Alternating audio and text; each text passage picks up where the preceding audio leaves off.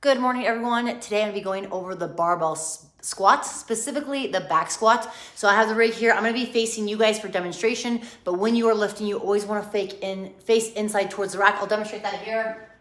You always want to face in for the rack, but again, demonstration, I'm going to be facing you guys. Today I'm going to be going over the points of performance, setup, and execution for the barbell back squat. So as you get set up, notice that I have the bar set up underneath my shoulder. So the top of the shoulder is here. I have it a little bit lower, about 2 to 3 inches. The reason for this is as I go to get into that squat position, I want to make sure I'm in that quarter squat, so as I stand up and take a step away, I do not have to go into my tippy toes or rock into the balls of the feet to get the bar off that rack. So again, for demonstration purposes, I'm facing you guys, but you always want to face in towards the rack. I like to have my hands as close as possible to my torso, so thumbs are on top, hands are close to my body. I want to create a nice solid foundation by pulling my elbows underneath the bar. I'm pressing up into the bar as my traps and upper body press up. That load that is in the bar is pressing down onto my back or onto my traps. So I'm thinking of it being active in that upper body torso. And as I get set up, I personally like to have both feet underneath. Think about hip width distance. I stand up. One big step away from the rig. Feet are underneath my shoulders, toes turned out slightly. I'm going to step back so you guys can see. From here, as I descend, I take a big breath. I brace my midline. I'm going to push my knee straight out over my toes. Hip goes down below the top of my thigh or knee. Elbows being pulled underneath my torso, lifting my torso upright. Then I'm going to press through my midfoot, pushing my knees out as I continue to open my hips. So from a side profile position here, again, I'm set. Everything's extended. Hips are open. Hips, knees, ankles, all essentially stacked underneath my shoulders. As I descend, big breath. Hip crease below top of thigh, and then I stand up, opening my hip all the way. So depending on what you're looking to achieve with your back squat, say you want to be getting stronger, 5 sets of 5 would be a great way to get stronger at 80% of your 1 rep max. So for example, 100 pounds was your 1 rep max, 80% would be 80 pounds. You use that for the 5x5. For the 5x5, for example, I want to take a big breath, brace, reset at the top, big breath again, as I go for the lifts. Now, if you feel like your butt starts to shoot back and away from the bar, I want you to think scooping the hips forward underneath your shoulders so that you can finish that lift versus having that butt rise, then torso followed.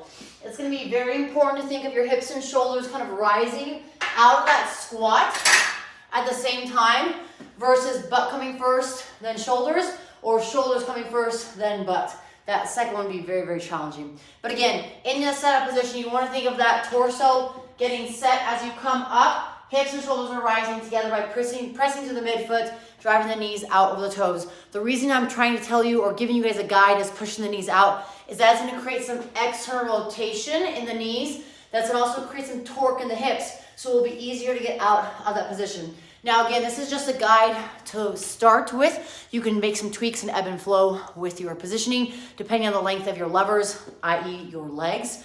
Now, if you're looking for a program to help you get stronger, my Strength and Tone program in my fitness app will help you get there. I also have lifting components in my Workout of the Day program that is all linked below in my link to my landing page, and you can sign up for my app from there. I have a community chat group as well as some nutritional information that you guys can check out when you sign up. You have access to everything when you sign up for my app. Also, last thing here for the back squat, in terms of our foot position, the reason I say underneath the shoulders is it's going to give you a guide to start with. The reason you want shoulder width distance, or again, ebb and flow between that position, is that as you go into the squat, you want to make sure there's enough space for your hips and butt to sit down there. If you're very narrow or have a very narrow stance, nothing wrong with it. Again, there's a time and purpose for everything.